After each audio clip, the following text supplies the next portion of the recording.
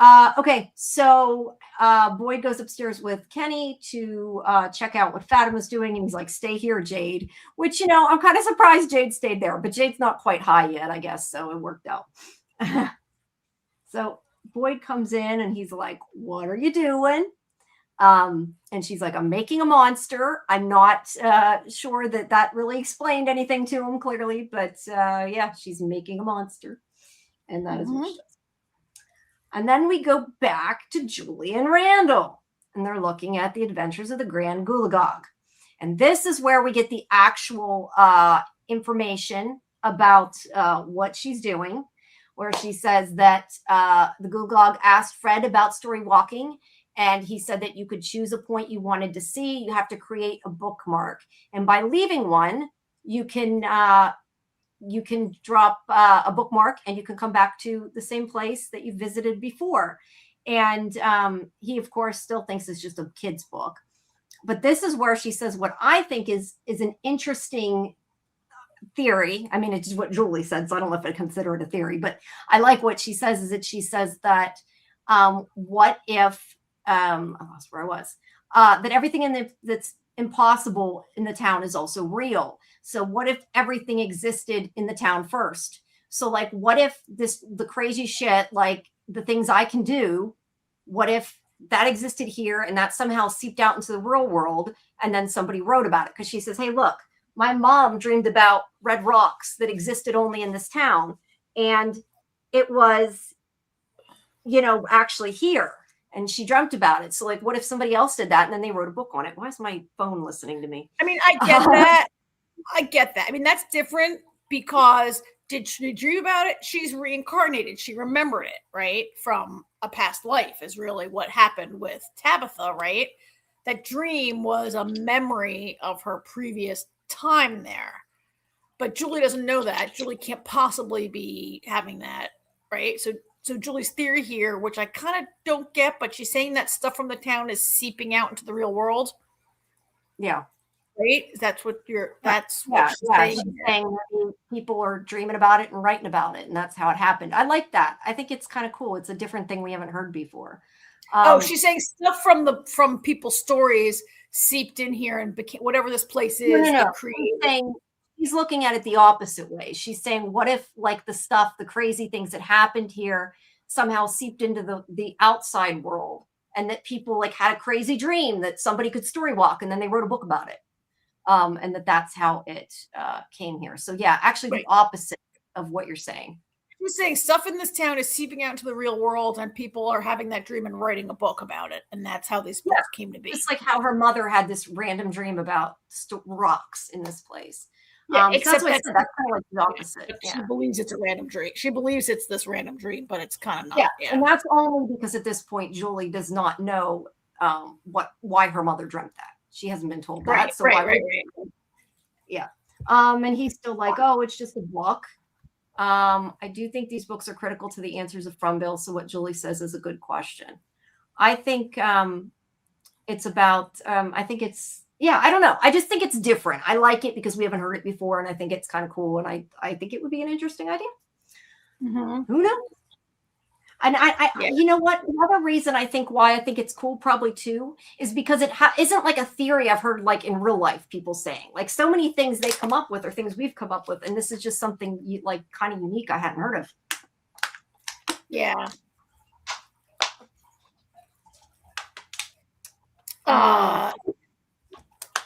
So, what's the next shot you got? So Randall doesn't believe her, and he's like, "Why this book?" Right? He's like, "Why this book?"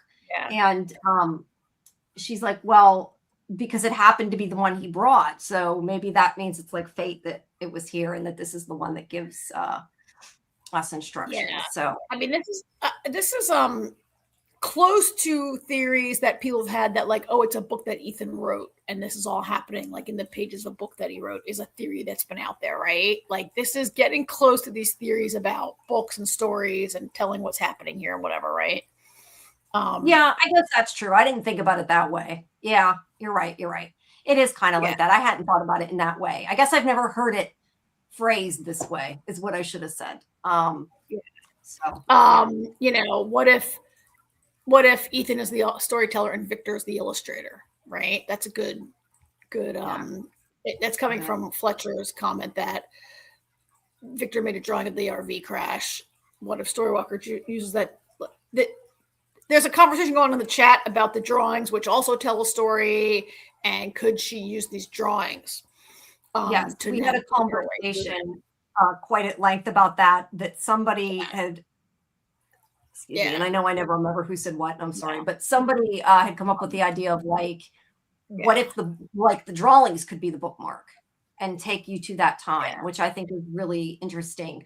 And I also think it's interesting that like when Julie's having the conversation, she says like about it'll take you where you need, you know, where you want to go or whatever, and doesn't actually say when, which also makes me question maybe she's not doing everything, but she is reading what it says in the book. She's trying to figure it out. And either way, Ethan may not believe her, Randall may not believe her, but Randall is helping her. Right? No matter what it is, Randall's helping her. Yeah, I mean, I think he still thinks I think he's still in a little bit of a protector mode. He's not like, all right, I'm willing to give it a shot. He's like, yes, okay, if you think so, I'll try it. But there's a part of him that's in a protector role here, right? He's not like just let me help you with your harebrained scheme because we're pals. You know, he's looking out for her a little bit, or he thinks he is. So back to Golem, back to the sculptural, her sculpting studio. Yeah. Where right now she's making a big ball of clay. Yeah, hold on. I gotta get up and stand up. I gotta try to remind myself to stand up and walk around sometimes because my back and leg have been killing me because I sat too long last night. So hold on, I'm still here. I'm just gonna be moving around. Yeah. Hopefully you can hear me. So this is where she says, you don't have to worry about me, and I wasn't hiding what I was doing from Ellis, which again, was she? I don't know. But I do like that she's like, I figured when he came back from the food run, he could just see it and then he'd understand. And she's like, yeah, he's kind of like, yeah, well, I don't understand it either. So tell me what you're doing. And this is where the boy in white is needed. You are asking the wrong question, Boyd. You need to ask, is it safe to be building a golem on the third floor?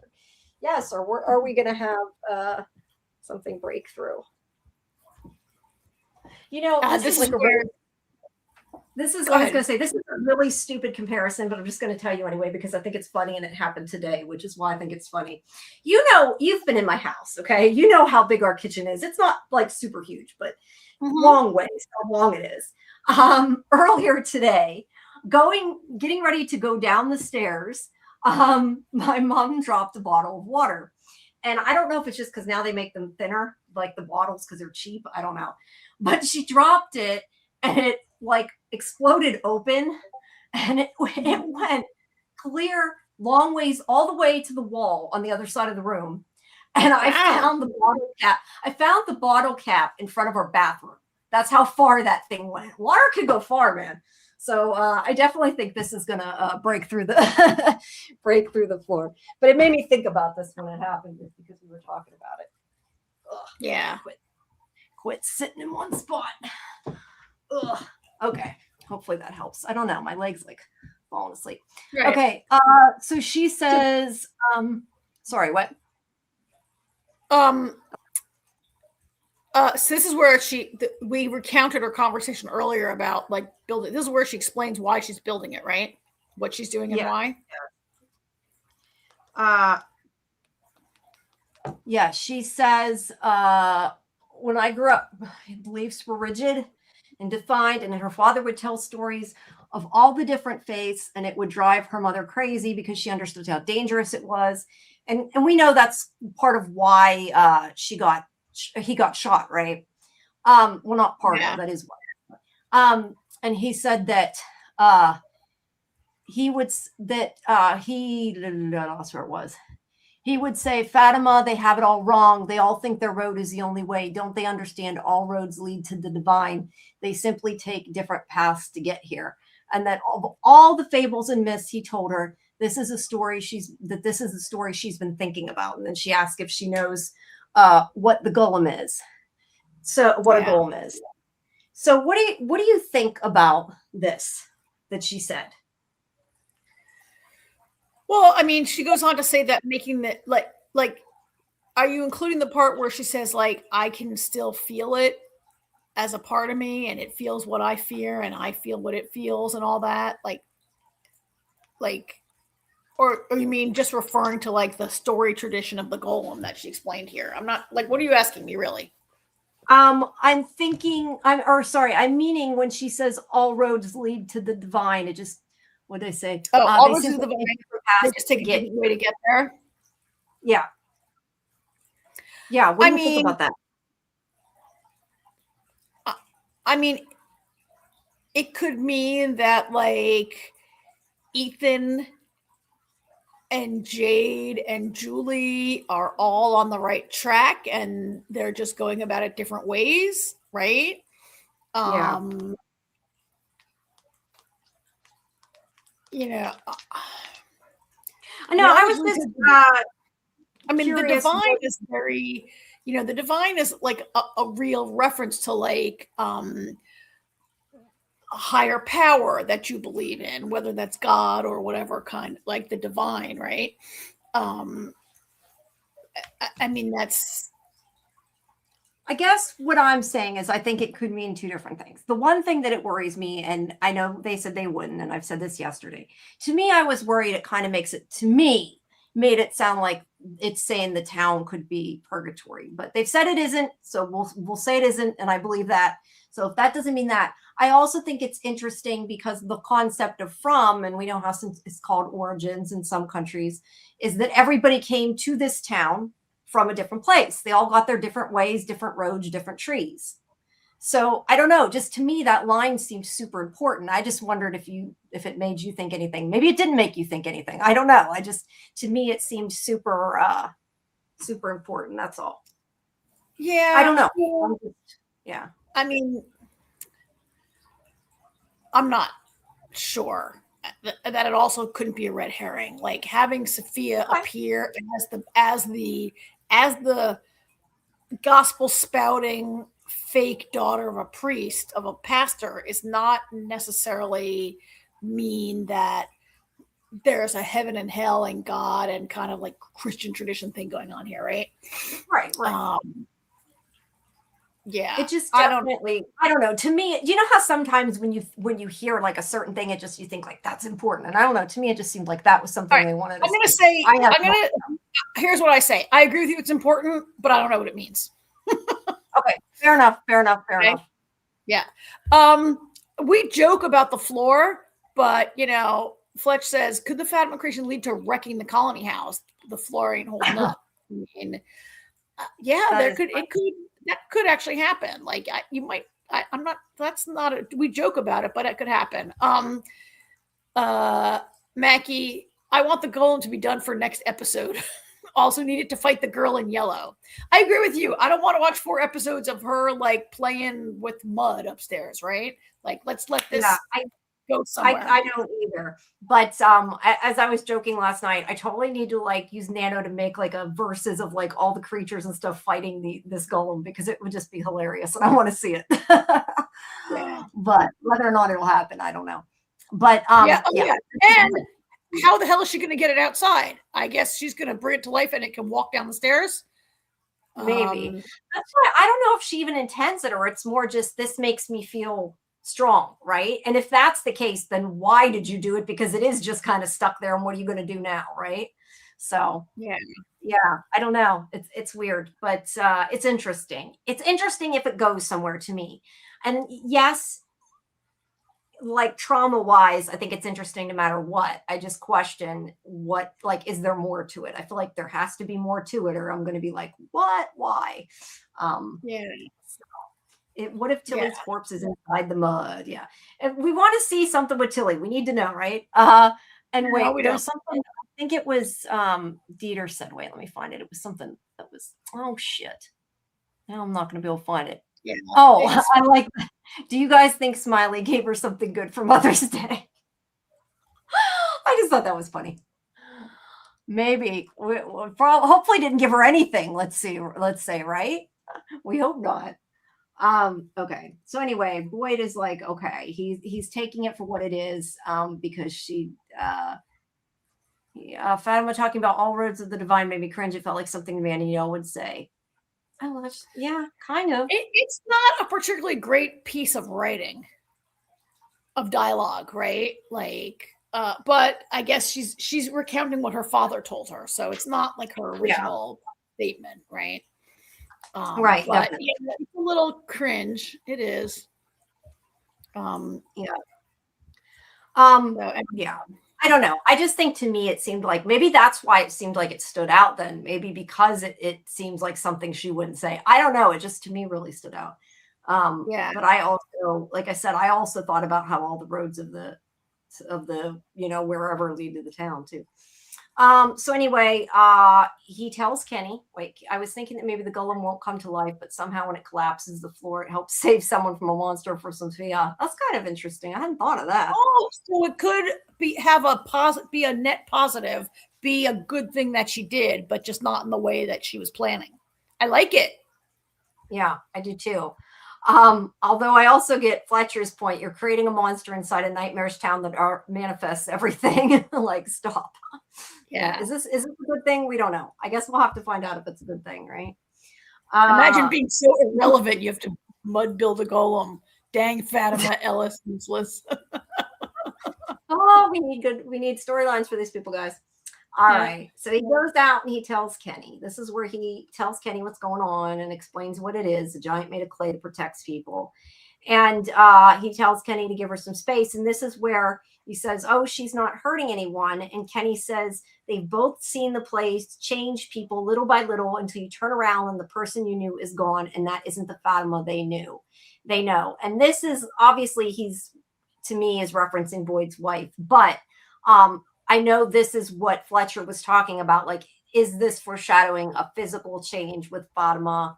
I don't know, but that's where he was going before that we were talking about. There's tons of hints about Fatima's turning. She doesn't change, does she? Okay. Yeah, I don't know. I think it could be. I think it couldn't be. I don't know whether it is or not, but yeah, I don't know. The only thing I think, though, is you say that, and I think I really don't want it to be that people are going to start turning into other things. You know what I mean? Like, it could just be weird. So I don't know. I mean, I don't know, Kenny. I think what you're onto, like, Kenny's not afraid that she'll turn into a monster. He's afraid she might do something like Abby. You suggest something like Abby did, or I don't know what Sarah did, or a lot of people have like I get it. I don't know that he means literally changing into a thing, although she's the only one so far that actually had Smiley growing inside them, right? Like, she actually grew a monster inside her and could be affected in a very different way than anybody else in this town. Oh, definitely. Yeah. Yeah. I mean, look, that's gotta fuck you up, right? No, you're here. That's gotta fuck you up either way. So that's all I gotta say is that's gotta mess with you no matter what. Okay. Yeah. So now we have Donna and Tabitha. And Tabitha, okay, wait. Mackie says it's not really like a monster. In some mythologies, they're protectors. Like Boyd said, they needed a champion. You are right about that, Mackie. In reference to just going in reference to like what Kenny said, a golem is supposed to be a good thing, not a monster. Yes. Monster. He's calling it a monster, and I think they did that so you didn't know what was happening. But yeah, that's what. But yeah, Fatima's words were, "I'm making a monster." She was, and I think they did that like right before they went to the next scene. So you're like, what? You know, and then they're like, no, that's not what we mean. So, you know. Yeah. Okay, so Donna and Tabitha. Oh, and you say you're not a shipper. No, yeah, Donatha. So Donna is talking to Tabitha, and Tabitha is saying she doesn't know. And yes, Caddish is X-Files, Caddish. Yes, that's what I was talking about earlier. About that episode. It is a good episode. It's interesting. So yeah, if you want to know more about the golem, watch that X-Files episode. Well, and so, you know, if anybody has watched the Supernatural episodes about the golem, there's a lot which I assume I'm not Jewish and I'm not familiar with the folklore. Look, I don't know if most Jewish people would be, but I'm not fully read up on golem folklore. But in Supernatural, they explain a lot about how it is bound to the person that it protects. And so in Supernatural, the Nazis are like trying to change who the golem is like loyal to. And like, anyway, it delves into different ways the golem could be used. And so like Fatima could make it, and then like somebody else could get control of it. If I'm just saying that's what happened on another show that, right? Like it doesn't. I don't think that the folklore of the golem is that it is loyal to this one person always. That it can be, its allegiance can be changed by certain rituals. Yeah, that's true. So yeah, that I hadn't really thought about that, but you're totally right with what you're saying. It could become a bad thing. Okay. All right. In the next week, I'm going to read up on golem folklore, not folklore, lore. Okay. Yeah. Anyway, so what do you think about? Go ahead. Well, I was going to ask you what you think of the Donna conversation here. Yeah. I like that they're having new people do conversations together. I think that's a cool way to, like, I like that they're teaming different people up, you know.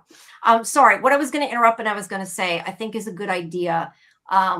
What Kimberly suggested, and since Kimberly is the one donating it, we will defer to Kimberly. I think what we should do is, if Snap is listening and comes back before the end of the show into the chat, that we'll give them the prize, and if not, we'll respin, since they were supposed to technically be in the chat. That's what we could do. That's kind of like a compromise, I guess, of what. Yeah. So hopefully they'll come back, because she's right. We have no way of contacting them. They're not a member of Discord. So unless they happen to come back and rewatch the video, we're not even going to know. So I guess that is the final answer. So if you guys are still here, you're waiting around. If you entered, we'll spin again and see who's here. Unless somebody knows how to contact them, because I don't. I thought they were a member of Discord, and they are not, unfortunately. So yeah. All right. Thank you, Jamie. Yeah. So I have some issues with, in this conversation, Tabitha expresses like a lot to Donna, right? And you're saying you like that they're having people have conversations. I think this is when Donna says, "Don't ever leave me a note like that again. Don't make me like have to explain to your kids why you're gone." Yes. Yeah, that's what she says. Because Tabitha's talking about not knowing what to do with her kids. And she's like, what happens when Ethan finds out the Lake of Tears isn't real? She thinks it's not real. And she feels like she's being a bad parent here. And this is when she says, you're not alone. But yeah, she says, I don't ever want to find another letter like that. But here's I think the biggest part of the conversation we need to at least address, because this is what everybody was talking about earlier. Donna says to her, don't ever put me in a position to explain to your kids why I'm alive and you're not. Their mother isn't. And she says she's her family. And then she says, from now on, if anybody's going to risk their lives to do something stupid, it's going to be me. Now, what do you think about that? Because everybody thinks, not everybody, a lot of people think, I should say, that this is foreshadowing something is going to happen to Donna. And it does kind of sound like it could be. I don't know. But what do you think about it? I mean, I didn't really think about that too much.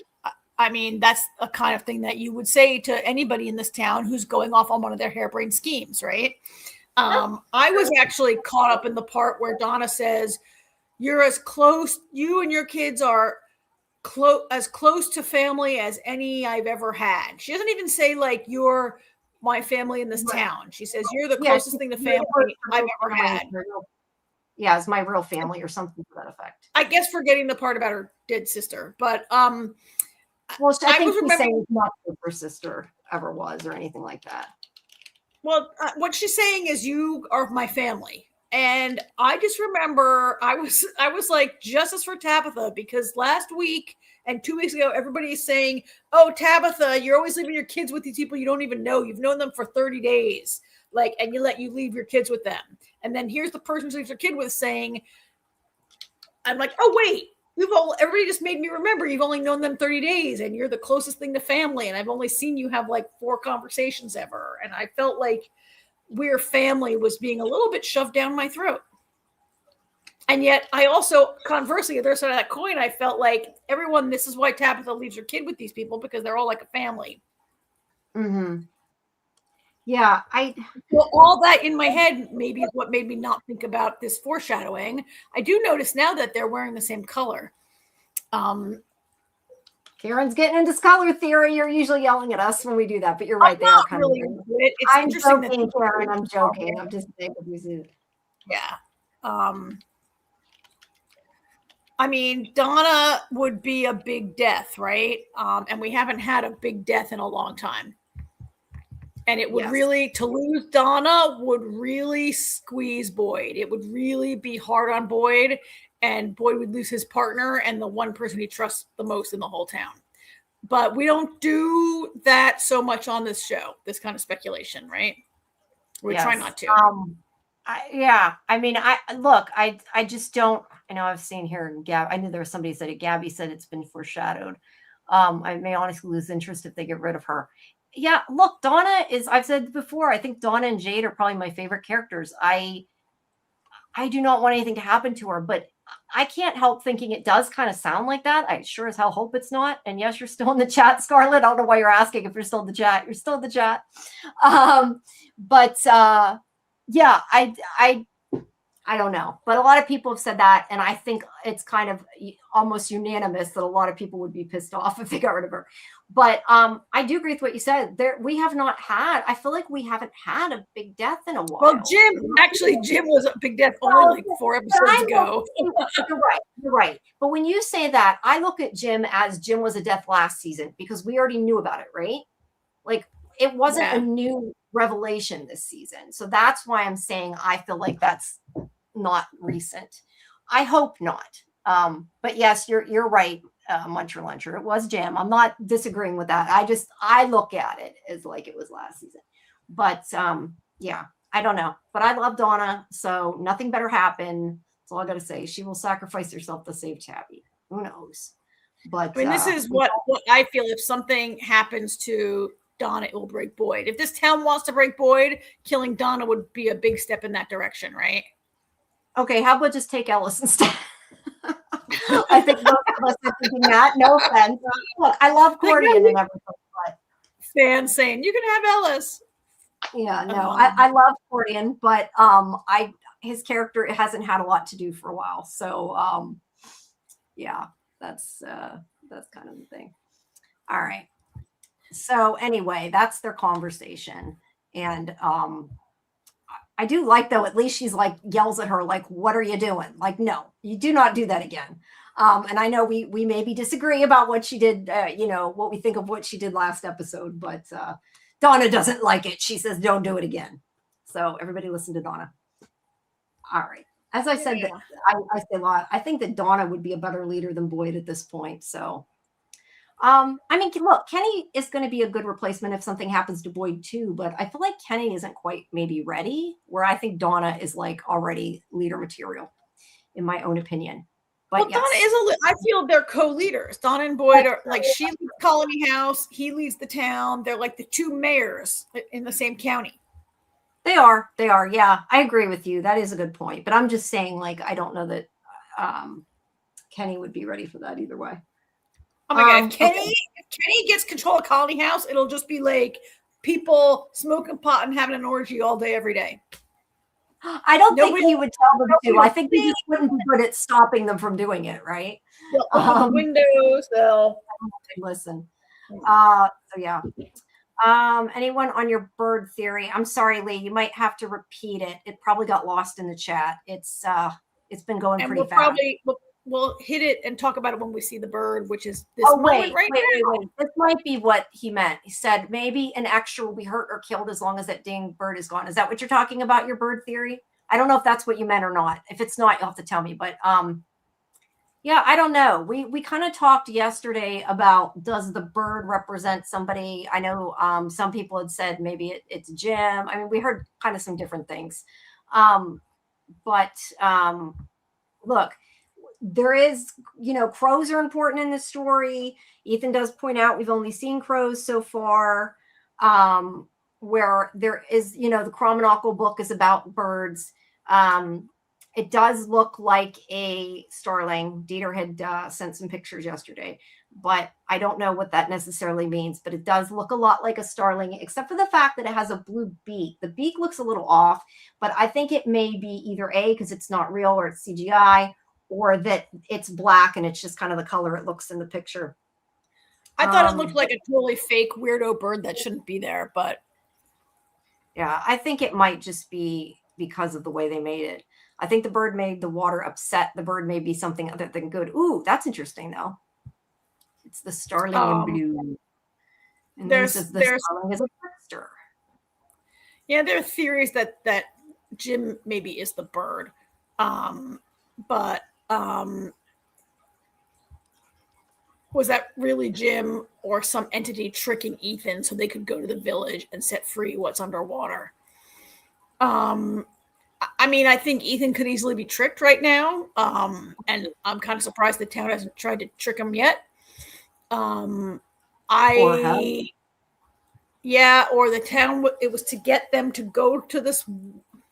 I mean, look, they were going to this lake with or without the bird, right? So I don't think the bird was a trick to get them to go to the water. They were going there anyway. Right? That's a good point. I did not think of, Karen. You're right. They were already going anyway. I do want to bring up though, Lee, and I think had mentioned this last night, which is true, that Sophia broke her arm and the bird had a broken wing. We did talk about that too, which I don't know, could be relevant, could be not, but you're 100% right. They were already headed to that lake. I feel almost like the bird was just a way to tell us whether it's the Lake of Tears or not. Because Ethan says, we have to bring the bird with us because it's got a broken wing. And if the lake heals it, then we know it's the Lake of Tears. If it doesn't, it's not the Lake of Tears.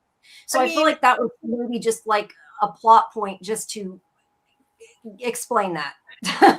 If that makes sense, what I'm saying. The bird, they've never seen a crow. They've only ever seen crows. They've never seen a bird besides a crow, right? And now they see this other kind of bird. Maze thinks the bird is another representation that the from walls are thinning. Everything is changing. The good side is progressing. Yeah, I mean, this bird could be like sent by whatever positive entity is around. Boy in White, whatever team the Boy in White is on, kind of thing, right? I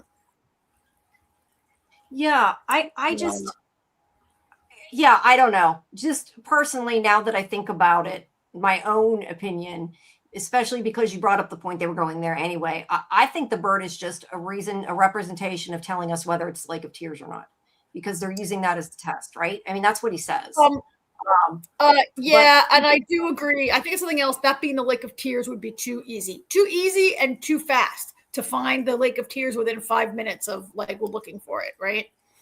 Like the first place you look is the Lake of Tears. That seems too easy. Right? Yeah, it does. Yeah. Too fast. It's season 4. I don't mean too fast in the story. I mean too fast since since Ethan decided to find it. Like Ethan just decided, I mean, Jim told him yesterday in From Time. Is it yesterday? 2 days ago that he saw Jim, and Jim told him to do this. So I mean, it's too fast in that it's just they haven't been looking too much yet. We've been waiting a long time. Ethan's been waiting a day. Yeah. So anyway, they agree. Tabitha seems to be not sold that they need to take this bird with them, which is like, whatever. Okay, bring it, Ethan. This is your party, Ethan. So let's do what you want. Yeah. Either way, I think, like I said, I think it's going to tell us whether it's the Lake of Tears or not, because like if it gets healed, we'll find out, right? There you go. We'll find out. Hi, Lori. Wait, Lori says, and hey, everybody, make sure you check out Real Cinema Therapy too, Lori's show. And Doc Kaiju, I feel so bad because every time Doc comes in here, I always I'm like, hey, Doc, because I like Doc. And I forget to say you guys should go to his channel too. And you should go to Lori's. And I'm sorry. I am so bad at that. I think since the bird is a starling and they are an invasive species that are considered pests, I don't think it's good. It's tricking Ethan. That's okay. This is all, we are, then I guess everybody's kind of does think it's a starling then. I do think it looks like a starling other than the beak. And I tend to think the beak is just, they didn't make a perfect bird, right? Because it's not real. I thought it looked pretty fake. Yeah. I think part of it might be real maybe, but for the most part, yeah, I don't think it is. And it was probably cheaper to do that than to really train a bird and everything else. And, all the stuff that goes I think with you can that. make a fake bird that looks better, but whatever. Yeah. So, all right. So they agree. As B says, Tabby is letting Ethan take the lead with this. And so they take the bird and they go. Yep. They are headed to the Lake of Tears. Yep. So okay. They get to the sleep. We'll find out. I guess we don't find out till next week, right? And I didn't mean anything, but I'm just like, they're headed to that's what Ethan thinks, right? Ethan thinks they're going to the Lake of Tears. We shall find out. Well, I mean, he thinks he thinks it could be the Lake of Tears, right? Like he wants to, he thinks the bird is the way, he thinks the bird is the way to verify if it's the Lake of Tears. Yeah. And I agree with whoever said that a little bit ago in the chat. I think that it's too early. Like if he finds it already, right? Like the Lake of Tears is something from season 1. Are we really going to solve that quick? I when they just bring it back up, I kind of doubt it. But we'll see. Who knows? Okay.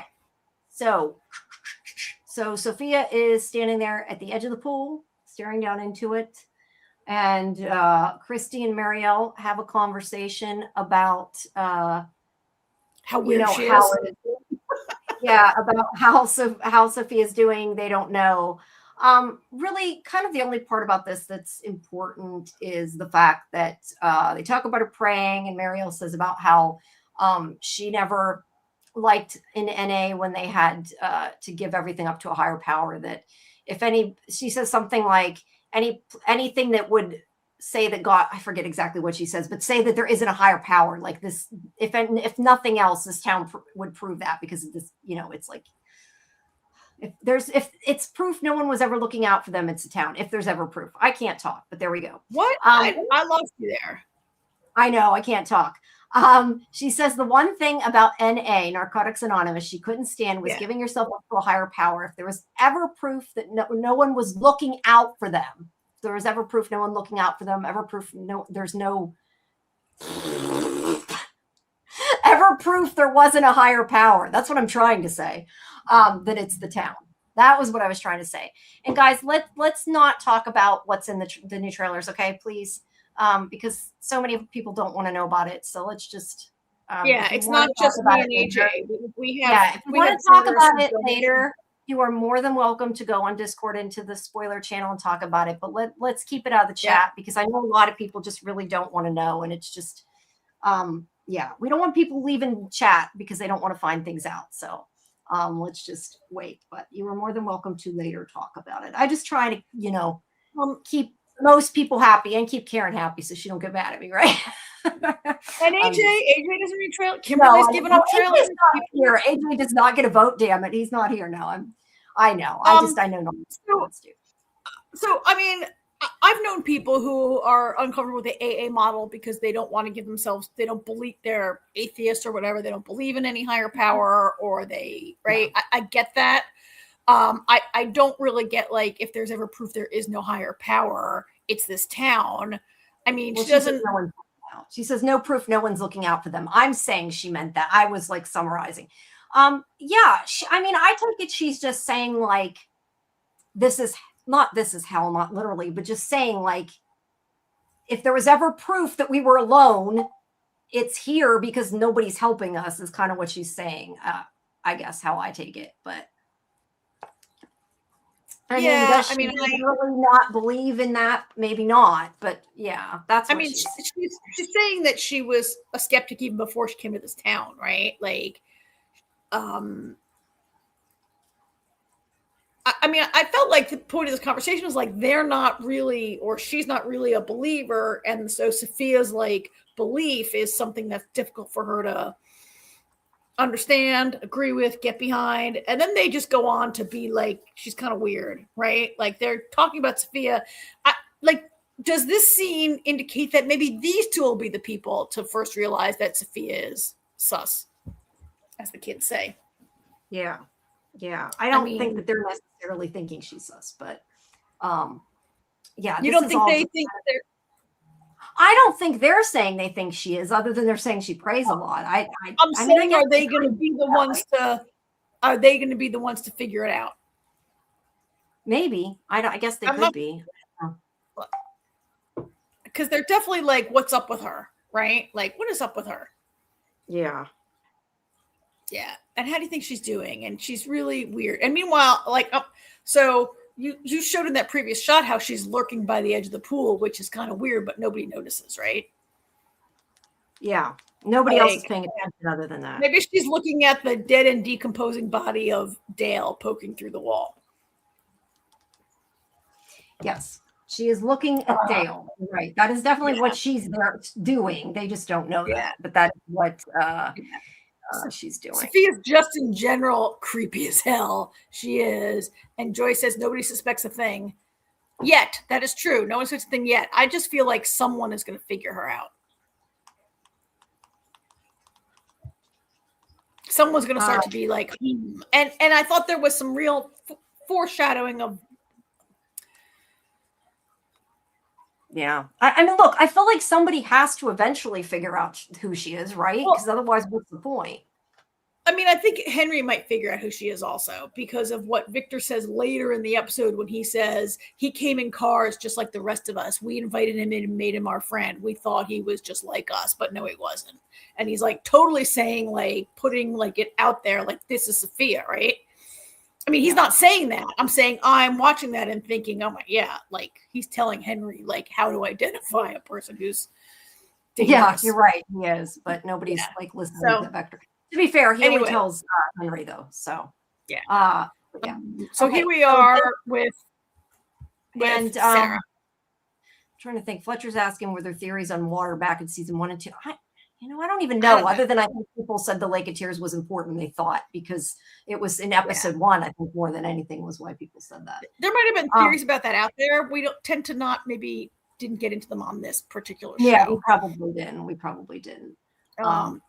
So here we are back to Sarah. Okay. Yeah, she probably did, Fletcher. I'm sure she probably did. Okay. So yes, Sarah is trying to decide what to do about the water. She's staring at it. She's thinking about it. She pours some water. And she's definitely I mean, look, she's thinking about it. She hasn't done it yet. She's contemplating it. And she takes the drink. She's thinking about it. And then Bacta starts talking to her and is really nice and is like, you should come work here again if you want to, that you'd be welcome here. And she says, I know what you did. I've been told what you've done, but I wasn't here then. And I've only seen you be a good person since then. And that's what matters to me, which is in a way kind of what Sophia said. Now that I think about it, I hadn't thought about that until now. I think the way she phrases it is really key. She says, now I'm paraphrasing, but doesn't she say, I wasn't here then, but the person I've seen you become since I've known you deserves a place. Yes. And that's a little bit more intricate than what, I mean, she's saying like you've earned your place. You've earned your place at this counter. You've earned your place at this town. And I've seen you like work hard to be right. And I think that's really what pushes Sarah to make the decision she does in this moment where she's not going to do it. Right. She's like, can you pour this water out? Because she's worked too hard except for taking out someone's eye a couple days ago. She's worked hard to be a part of this town. Yeah. So the point is, after Bacta goes through all this, she feels bad. She feels guilty, whatever, and she dumps the water back. She tells Bacta to dump the water out. Get rid of it. Yeah. Yeah. So she decides not to do that. Yeah. I don't know. I mean, what do you think? Do you think it's just because she's struggling with the choice, and then since she was nice to her, she's kind of like, I don't want to do this to people? I mean, she does have some intricate choices here, difficult choices. She has been warned that if she doesn't do it, something bad will happen to someone she's close to, and it will keep happening, right? And you can see her struggling. And she decides, she makes what we might call the right choice, or she makes the choice not to, she makes the choice to, we've expressed it as standing up to the voices, standing up to the, not doing what she knows that whatever they're telling her to do, even if she does it, it can't be good, right? Like, she's really between a rock and a hard place here with this decision. But Bhakti gives her what she needs to push her in one direction where she's not going to do it. And then, boom, guess what happens? Yeah, I mean, it's definitely, that's why I said she's trying to decide what's going on, what to do. And she really doesn't want to do it. That's why I'm saying it's not like before where she's like, I have to do this to get what we need. She's like, I don't want to do this, but I don't want anybody to get hurt. So yeah, she doesn't do it. And then immediately we hear Sophia scream. And I know as soon as she screamed, I'm like, oh, okay, that's what was going. Like, you totally knew at that point, if you hadn't figured it out, what she was doing. I'm like, she's going to do something to herself. Because she said somebody she cared about would get hurt. And this is a way she could prove it, right? This made it come true, supposedly.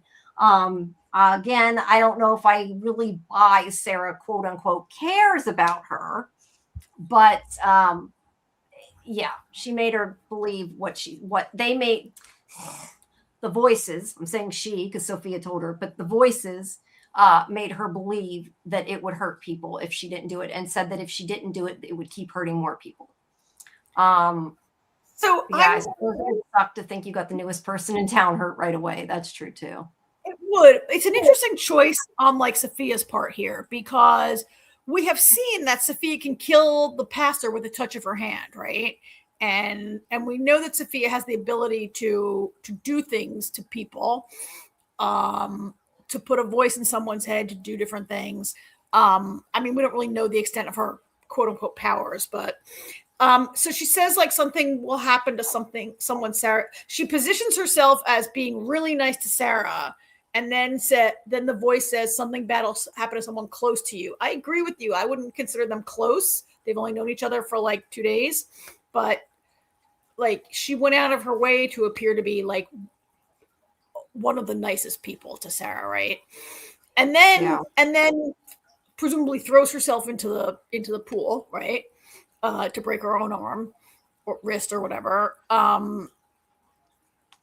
When she could have maybe done something to almost anyone, but maybe if Sophia has to touch you, then it would be too obvious to be like, can you be like, wait, right before whatever, Sophia touched me, right? Like, is it too?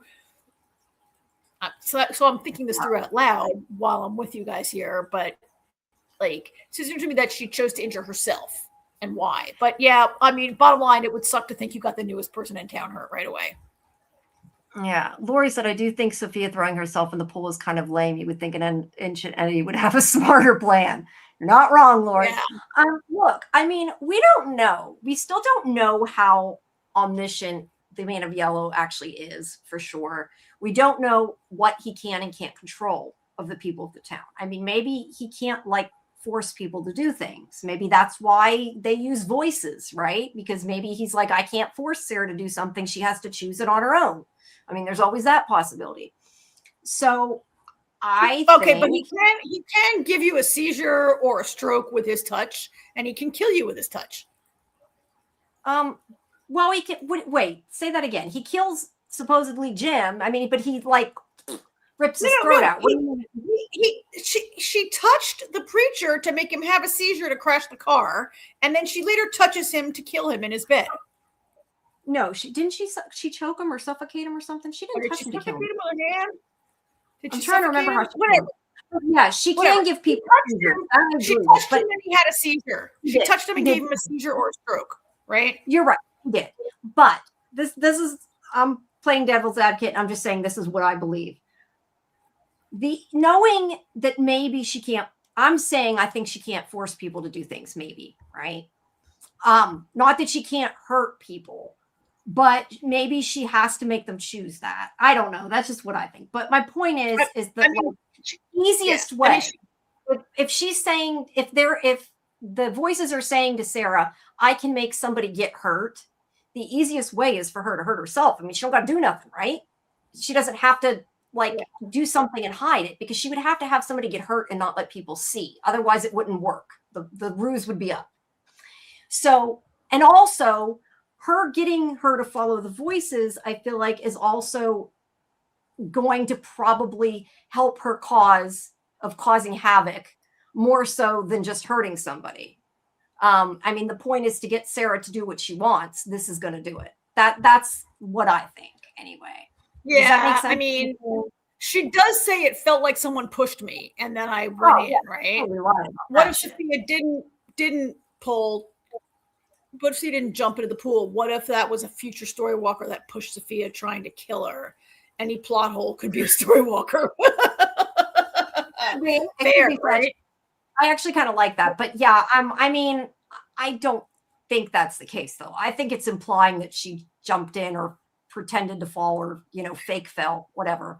Yeah, I think she transformed her arm to manipulate Sarah. Yes. And as I said last night too, I feel like this pool has got to be, in my opinion, I know not everybody agreed with me, but it looks to me like it's probably at least 10 feet deep. It's an in-ground pool, right? I feel like somebody falling into a cement in-ground pool is going to get more than a broken arm. It may have got a shattered arm. I mean, it would have been more than that. I don't know about, I mean, it could be 8-10 feet. Yeah, maybe. Some pools are less. I mean, her left arm she's lying on her right side, but her left arm is injured. She's not in the position that I guess she could have rolled over and been like, oh, my arm, right? But I think you could fall that distance and you could jump that distance and not get hurt. Either way, however it happened, I do agree it's possible that she just transformed her arm and didn't necessarily have to jump to break it. Yeah. Either way, I think that she did it. I mean, I think it's totally just was the whole thing is self-inflicted, right? Yes, exactly. I think it's self-inflicted, and I think that this is a way to force Sarah to do what she wants, and I think that's what she's after. The end. Yes. That's all it is. So what's also interesting is that she has the power to know what Sarah did without having to see it, right? Like she's not in the room when Sarah says that way, yes. Unless she is looking through the window at what she's doing. I don't know if she could see that far away. So this does make me think she has at least some form of omniscient powers. But yeah. Yeah. Or at least over Sarah. B also says hurting herself is also a way to distract them from noticing the suspicious things about her. It does make her seem more innocent. Oh no, what happened to Sophia, right? Yeah. The alarm she broke wasn't the arm she landed on. I want to go back now and watch that because that to me is really interesting. I would have assumed maybe she rolled over, but I don't know because we'd have to go back and look. I mean, she could have just rolled over when she fell, right? I mean, she could be like, "Oh, my arm's broken," and rolled over. I think he's shown to be more vulnerable now that we see him as a physical entity. Yeah, but the fact of the matter is, he popped all his bones in his body out to turn into Sophia. So I don't think that actually was him getting hurt, her getting whatever you want to call the man in yellow, Sophia in yellow, getting hurt. If they can move all their bones around, I don't think that was if you're a shapeshifter, then you can just shift your arm to be broken. Right. So I do not believe that was an injury that actually hurt, is what I'm saying. Okay. Yeah. Anyway, everybody's very alarmed and they fish her out of the pool and take her to the clinic to be looked at. Yeah. Do I think she might fake other illness? I don't know, but you know what would be interesting now that you say that?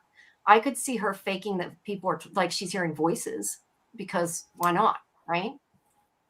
Who knows? Yeah. But another injury or a sickness, I would say I don't foresee that happening, but who the hell knows, right? Yeah. Yeah, Neo says Julie pushed her. I think that would be funny, but I don't think Julie pushed her. I don't think so. I do agree that they can use that for any plot hole later. That I do agree with.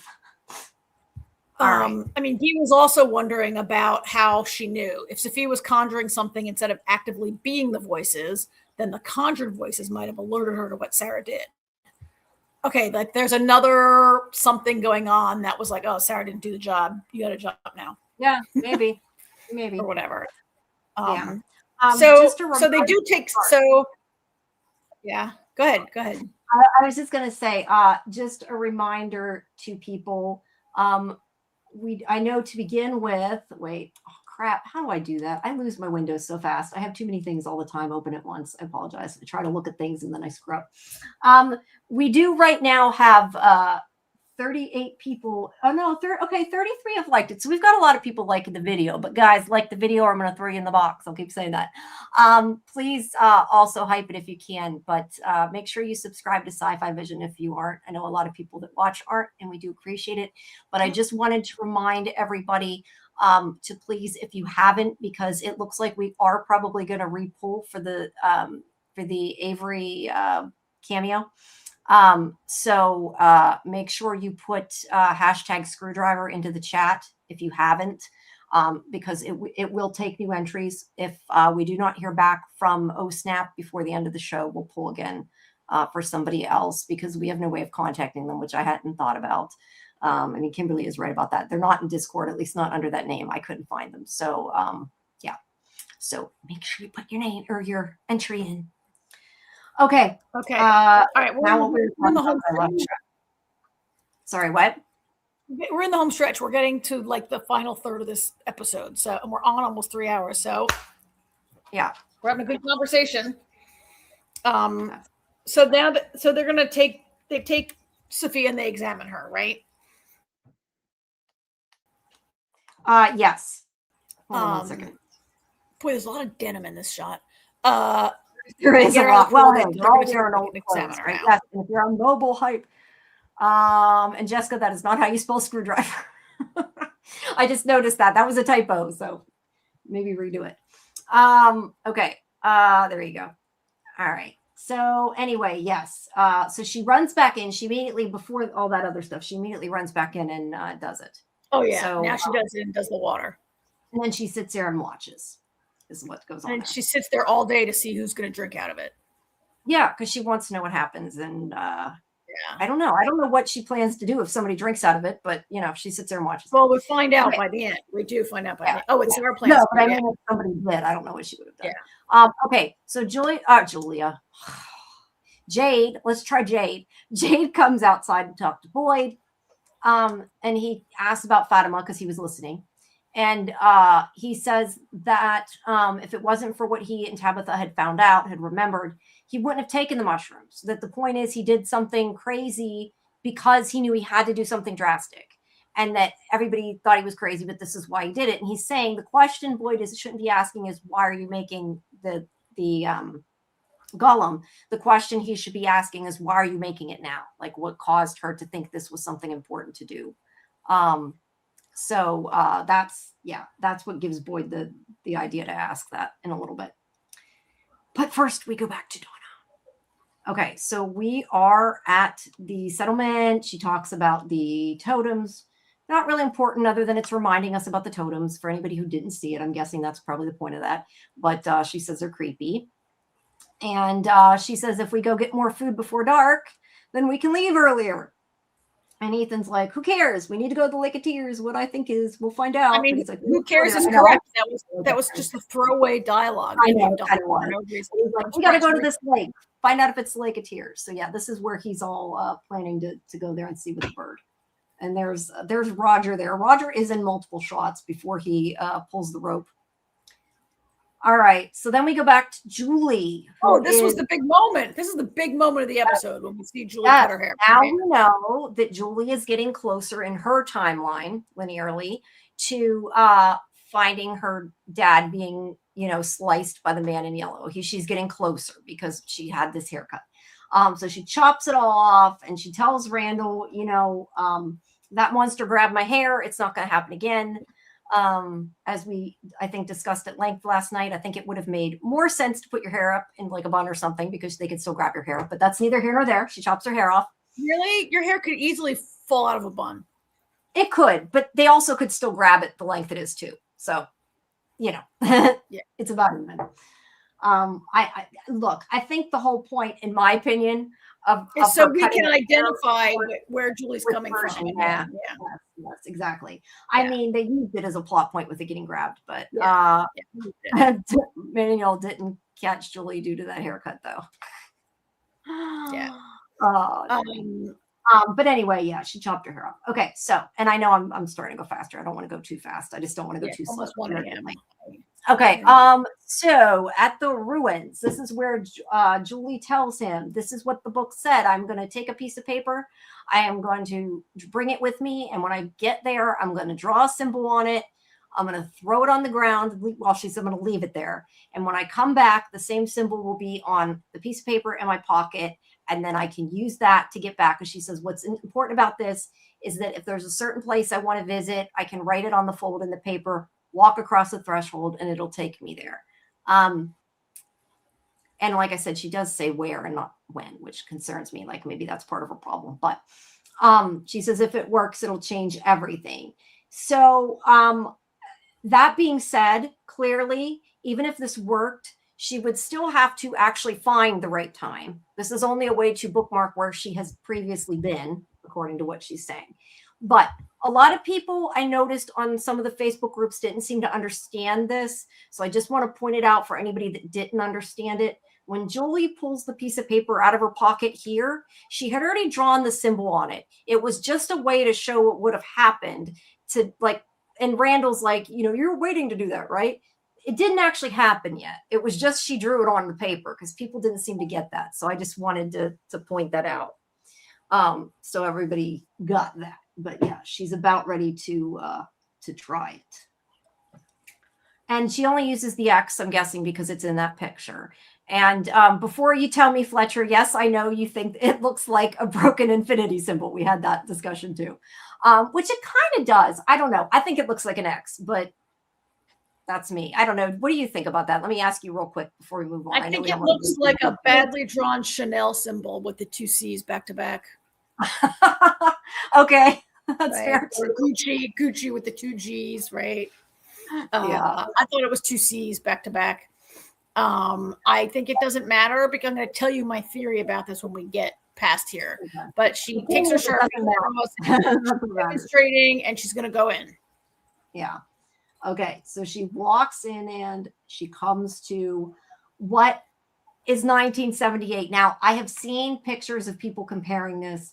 So just to bring up, no, it isn't 100% exactly the same, but they probably could not get the exact same cars. So I'm not even going to go into that. It's supposed to be 1978. They surely rented those cars from Picture Cars. Maybe they weren't available from the company. That's what I'm saying. I'm saying like just me, just because the car is slightly different does not mean it's not 1978, because the picture that I saw, it has a very similar green car and a car that looks exactly the same, a truck that's in yellow. So it's the same time. I'm calling it. I'm saying it's 1978. Star Magic sign. This is the massacre. We've been told by Jade seems to think that whatever happens, the cycle is around every 40 years. The cars look like they could be in the 70s. This is 1978. I mean, I don't know if anybody doubts it, but I'm just saying I think it's 1978. But I know people are saying the cars are slightly different, et cetera, et cetera. I think that's just a prop issue. So anyway, she gets to this place with the bodies. Maze is saying the shadows will probably indicate a different time when Julie's there and young Victor. That may be the case, but also may be the case they filmed it in a different time of day too. So I don't know. And of course, those two could be there. If they're not here at this exact moment, then we don't really. They could be there at different times of day. Yeah, they could. The point is, there's a chance that Victor could be around, or he's around at some point near to that. And I know some people were saying that he's going to pick up that paper she threw down. That could be a possibility. Which you know that we won't know for a while, but it could be a possibility. But yes, massacre 1978. Julie sees all the bodies and is understandably freaking out over it because like there's a lot of bodies. I would be too. And then she sees the man in yellow. Now, this is where I have to say it would be nice if more people talk to each other, because she is not one of the people that knows about the man in yellow in the suit. If she did, they could have a really interesting conversation, right? Yeah, she's but- not in on the yellow suit. Right, exactly. So this is the first time we've had a lot of speculation, like when the monsters, when the monsters tear people apart, like, do they eat them? Do they eat it all? What do they eat? We see him eating a guy's liver, right? He's eating the person's liver or a lung or something. And this is the first time we have an indication that, so he eats people. We don't know if all the monsters do, but all of them he's do, not, but he does. Look, I don't think he's the same as a monster. So yes, I agree with you. This does not mean that all the monsters do. And thank you, Fletcher. I appreciate that. He put up some of the comparison pictures. I did see some of them though. I know what it looks like, that it is very similar, but it is a little bit different. But yeah, he's not necessarily a monster, but maybe the monsters rip them apart for him to eat. Who knows? I don't know. I mean, the monsters are very, like, you think he's different from the monsters, if there's something different, okay, but if the man in yellow is the big entity, and if it was the man in yellow who tricked the parents into living forever by killing their children or whatever, I'm thinking about this idea that God created man in his image. And if the man in yellow created the monsters, then they might be pretty similar to him, but less powerful. Just like if you believe that God. Right. But we know they cannot, well, it's not even true. I was going to say they cannot transform. Who knows? Maybe they can. But we're assuming, we're being led to believe they cannot transform, and being led to believe they cannot come out during the day. He can do both, clearly. But yeah, is he the same? And also, I said one thing that's probably not accurate. I said maybe they rip them open and he eats them, but that's also not necessarily accurate, because he slashed Jim's throat. He got the claws too. He could do it too. So he could be slashing them for himself. But you're right. The other entities, you're right. We probably shouldn't call them monsters. Entities actually, they're called nightmare creatures. The other nightmare creatures. Hey, can you go back? We don't know. Can you go back to the liver shot? Yeah, I just didn't want to keep up the bloody shot the whole time. That's why. No. But there's a point here to be made. I mean, B's right.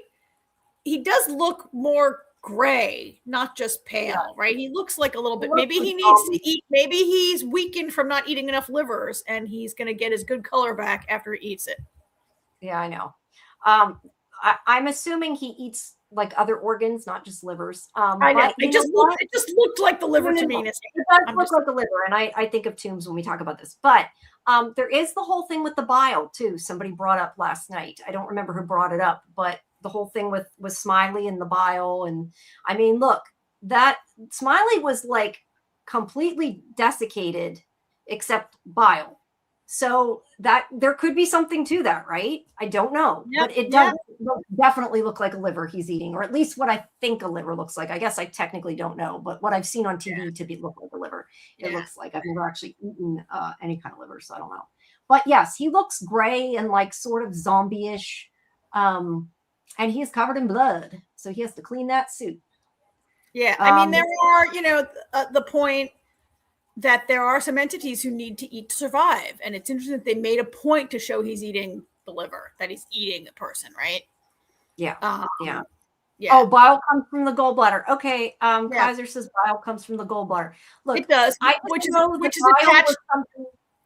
is attached to the liver. Okay. Yeah. I'm just going to say, because I know from X-Files it was bile and it was liver, and that's what I'm going by. I'm not like an expert in bodies. It could be a lung. It looks like it could be a lung also, Lee. You're right. It could be. It's an organ. At any rate, he is shown for the first time we've seen a creature eating human remains.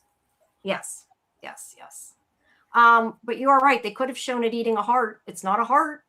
It's either a liver or a gallbladder, something. Lung, I don't know. It's not a heart, that's for sure. So anyway, he sees her, and somebody asked before, and I was gonna bring it up, and I forgot. It does look like the clothes these clothes he left behind. It does kind of look like long underwear. I'm not sure about that, but it does kind of look like they are. And yeah, I don't know that it matters what he's eating either, Kaiser. The only reason I was bringing it up was because of the bile. It just matters that he's eating. Yes, I think you're right. I think. So he seems surprised to see Julie. I think this is the first time he has seen I Julie. agree. I think that's probably the case. We don't know that for sure. We're making an assumption, but he does act like he doesn't know who she is, kind of, right? He just goes after her. Yeah, which would mean like this is as far back as she goes in the story. Well, because we know that he says, because he's going linearly forward, right? And we know that when he sees her later, when he's with her father, I'm saying later in the linear timeline, he's like, when, I forget what he says. When did you come from this time? When did you come from this time? He says. So he knows she's traveling through time. He doesn't say anything this time. He just attacks her, and maybe other times he doesn't. So yeah, I don't know. I think it's. It's also interesting that she's able to go back. Going through time. She's going through the story, really not through time, right? She's able to go back to a point before she entered in the story, before her chapter, before her entry as a character in this. She's able to go back like before her own birth, because it's not time travel, it's story travel, right? Yes. Yeah. Yeah. And Fletcher's saying people will notice some differences and say it's a different timeline, but this is 78. You see the body that was near the dog in Victor's flashback behind Julie. I agree, Fletcher. Look, let's just say it is not uncommon that if they rented cars that like 2 years later, they could necessarily get the same exact car they rented before. I mean, that's kind of common sense that it would happen. So, I wouldn't be too concerned with the detail. Now, I'm saying that. I mean, who knows? Maybe I'm freaking wrong and they're trying to trick us. I mean, I will say one thing. We're not here to deep dive these details. No, I know. On your other show, on your show. It is most definitely the past. And Hannah said it was the past. So you can absolutely know it's the past because she said that. So just wanted to say that. Okay, so yes, how does he get that clean, Lori? I don't know. It's a lot. I do think the location of the stains are also funny, but like you said, gravity. There's gravity. All right, so here she's creating the bookmark. Yes. Yeah, she's making the bookmark. She throws it down. And she runs. Runs after her. And thankfully, the 5 seconds in the real world, or not the real world, but the from town world, whatever you want to call it, are up. He pulls her out and she's terrified. But unfortunately, the bookmark did not work. Now, some people have said, is this because she went to the past rather than the future? Is it could it be she needs drawings? I don't know. I think she's wrong about, I think she could be wrong about how the bookmark works. I agree. Let me finish. I think she doesn't need to leave something. I think she needs to take something from the time that she's visiting. I think what's important about reading the book was to have a bookmark, and that she's misunderstood she assumes the exact mechanism of the bookmark in that story is the same for every story. But in this story, I think Julie needs to take something from a time she wants to return to. I think that's the bookmark. It could be. We also discussed, could it be dependent on what she has with her? Like, could it be that shirt came from 1978? There's a lot of possibilities. She's wearing a different shirt right now? I do not believe she has this shirt on when she story walks in the other episode. I'm pretty sure it's different. Okay, but she could change her clothes every day in her life. No. But I'm saying, like, this could be what brought her to 1978 specifically, is what I'm saying. Like, as opposed to 1999. I'm just saying, could that be why? We don't know, is what I'm saying. More than anything is that we don't know. I don't know. I mean, look, a lot of us think that Boyd traveled to the date that he was written on the paper in his pocket, potentially, but he did not necessarily even story walk. It may have been the 12th. There's a lot of unknowns. Two things can be true. I think the idea that Victor could find that note, and we're going to see that note again, that this is what's his name, Chekhov's note. Like, I think that's totally possible. But I also think that it doesn't work as a bookmark, because she just assumed that one got the bookmark she read in that story is not. This is my theory, that she's going to need to take something. Yeah, Catastrophe says, I like on Nightmare on Elm Street when that girl pulled Freddy's ear out of the dream. Oh, yeah. But Fletch is just saying that could be a shirt of a dead person from 78. Oh yeah, I mean the basement is full of people's clothes from the last years and years and years, right? And they just give you a bunch of clothes. Yeah. When you show up. May says that the clothes she's worn is the sweater, the 3-eyed rabbit, the thrift store. She wears 3 different items in the scene. She is story walked, and this 78 shirt. I'm glad that you've kept track, because I was kind of curious about that. I know when she saw her father, she had on a black jean jacket. I looked it up, but I didn't know what was under it. But yeah, we just don't know. Honestly, we just don't know is the truth.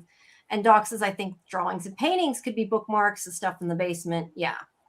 There's so many possibilities. But let me mention to you, Karen, the one thing I wondered, and I did not bother asking this because I know I will not get an answer anyway. Where she got that ugly shirt? No, well, yeah, that too. But no, what I was wondering is kind of what you said, like, can she take things? And it makes me wonder if she can't she just like bloop into Jim and grab them and go, right? That would be the easy solution if that actually could work. I don't think it could. She could take it first. Cool. I mean, there are theories going around that she somehow finds the talismans and she goes back and puts them for Boyd to find, right? But I think that's too much. And I think that's an interesting theory, but I think it's too much to get into right now. But in terms of a bookmark, I just think she has the mechanism backwards, and she's like read too much into the book that she read. Yeah. Catastrophe says it could be something Acosta finds in storage. I'm only putting that up because I was going to say the other thing we did talk about, which me and you haven't talked about. I just wanted to say that I do think is an interesting theory, not to do with this, but that, like, what if Acosta finds like something from whenever Sophia, like if Sophia was somebody, like an actual person, could find like a picture or something from one of the other cycles, and then like they could recognize or something. That'd be cool. That's all I'm bringing up. No idea. Okay, so anyway, what happened? I went backwards. Okay. All right. So she gets back, and look at the look of horror on her face that it hasn't worked. Yeah, she's like, oh no. Yeah, it didn't work. Okay. So then we go to Victor, and we're getting near done, guys. Just hang around, and if we don't hear from Oh Snap, we'll pull for another winner. But we're almost done, so just hang with us a little bit yet. Because it's only fair to at least wait till the end. We don't want to do it early. Okay. So Victor is near the peach truck, and he's digging up his drawings. He's answering his father, who asked about the man in yellow. And he pulls out the drawings. Now, whether these would have really survived is another issue. But but the glasses could have belonged to anybody, really, that got him from. Okay. Yeah. Okay. So he gives him the drawing and says that he looked over at his mother, and he saw the man in yellow eating her. And this is what he told himself didn't happen. And since this is a review, I do want to ask you, because I think that I love this scene. I think that Scott McCord is so awesome in this scene because he is totally like downplaying it. Like Victor like barely responds. He isn't scared. He isn't freaking out because it's like he is so numb to this. Like he just doesn't deal with it. That's why he quit making the pictures, right? I just really like the way that this played out. I think that he did a really good job in this scene. So did Robert Joy. Is that his name? Robert Joy. But I just wanted to say that. But yeah, he saw the man in yellow eating his mother. He did say Miranda, not Eloise. We also, a lot of people were questioning that. And yes, she died at the bottle tree from Smiley. He ate her after she was dead. So, yeah. This is very sad. Yes. Horrifying. Horrifying. It is horrifying. Okay, wait. B says, what if she's left a paper with that symbol there? He can write it on her paper back there. She needs to leave things there and remember what she left there. I don't know. Yeah, I don't know. Maybe B, maybe. Okay. So anything to add to this? No, I forgot what I was going to say because my brain now went back to bookmarks. There's nothing more to say. I mean, the point is Henry's horrible. It's horrible. It's we now have it's big because we have confirmation of like when and where Victor saw the man in yellow. and that he was eating people then too. This is what he does, right? Yes, But we are there's something- assuming that this is the same time. Sorry, go ahead. Well, and there's confirmation that we know that Smiley killed her. Yeah, we already know that. Come on. I'm trying to put the comment up, but I can't. That Smiley killed her, but now we know Men in Yellow came and ate her. So, like, do the creatures like kill his food for him? Yeah, or is it some ritual that he performs? Right. Right. But there is nothing in my opinion, to suggest that who Julie saw eating was his mother, because people were saying that doesn't look like Amanda. There was nothing to suggest it was. So no, she wasn't killed there. Yeah. Yeah, she was killed at the bottle tree. He ate her later. As for the clothes, I don't know. Maybe he didn't have all the colors for crayons. That I don't know an answer to. And Fletcher says, I don't think Eloise is alive at this point. Jade risked her name on the notes and wrote died by. So Eloise's dad, sadly, maybe Julie gets to see her death. In my opinion, I don't think this tells us anything about Eloise. He thinks that she was eaten. The fact that he never found her body, I question, means she might not be dead. But again, we don't know. It tells you neither answer. I mean, he only found bits of his mom to bury, so he could find none of her. Yeah, he said something like he thought that it was all gone or whatever, but that's not indicative of finding. That's not proof. Henry's horrified, and I mean, there's like a double whammy here. Like, it's horrifying to know that your wife was eaten, but also that his son saw it, and this is like a defining moment that, like, I feel like I often say that like Victor is stunted, and like this is the moment I think that like arrested Victor's development and left him eternally. Oh yeah, I agree with you, because he acted pretty normal as a kid. Not that he's abnormal now. I shouldn't say that because I don't mean it like that. But yes, I agree with you. I think that this could definitely be that defining moment.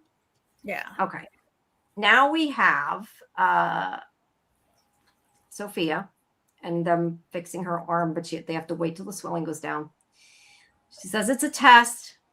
And as she's talking about this, she's freaking annoying, isn't she? It's another test from, oh my God, enough.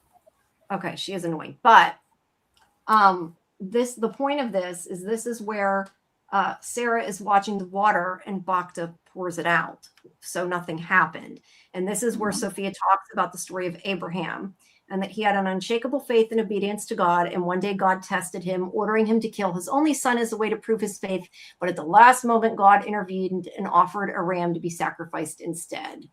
So, yeah, I mean, and she says, God never intended for Abraham to kill his son. He simply needed to know if he would. So I mean, that explains this whole thing. Would she listen to the voices? Well, I mean, that story is about like Abraham showing that he loved God and trusted God so much that he would do what God asked of him, right? Even though it was like abhorrent to him. I think, two things I think about this Abraham story. One is like, boy, the man in yellow is not just masquerading as a pious young woman. The man in black, the man in yellow like knows some scripture, right? Like, I mean, the story of Abraham is pretty well-known story. You don't need to be like a religious scholar to know that story, but quote scripture, all this stuff. Like the man in yellow knows all this stuff. Number one. Number two, do you like, so telling the story to Julie and whatever about to Christy about being tested, I don't know. It feels a little bit like spoon feeding to the audience what she was up to with the glass of water there, that it was just a test of Sarah. Really? I just thought it was really creepy. I really liked that part. As Catastrophe is saying, I said, and I still agree, I think that this to me was the really interesting part of the end of the episode. And I think they should have reordered it. So this was the very end. I liked it. I think her saying God just needed to know if he would. I mean, she's saying nothing was going to happen. She's just proving that Sarah will still listen to her or them or whatever, that he can control them control her. I mean, it's a little bit, I don't know about that. This was a very small ask. like drink out of water and you know, like it wasn't like kill a little boy. It like no, but this is the implication that even with what happened, she's still gonna do it, or it will. I mean, depending it was what it is. terrifying. I just take issue with the idea that Sarah will do anything it asks. I don't know about that. Yeah, I would agree with you, not necessarily, but it's more just the way that it was laid out. I like. And I think the story of Abraham is a little bit. I mean, I get. Look, it's perfectly fine, but you know what Abraham does? Abraham makes that choice out of like, it's a total faith in God and like more of a loving relationship, and this is out of fear. Like Sarah's. This is out of fear, right? It's a test. That means she's afraid enough. But if this is a test, this means it wasn't the man in yellow controlling voices prior to this. Why would he need to test Sarah if he's already used the voices against her before?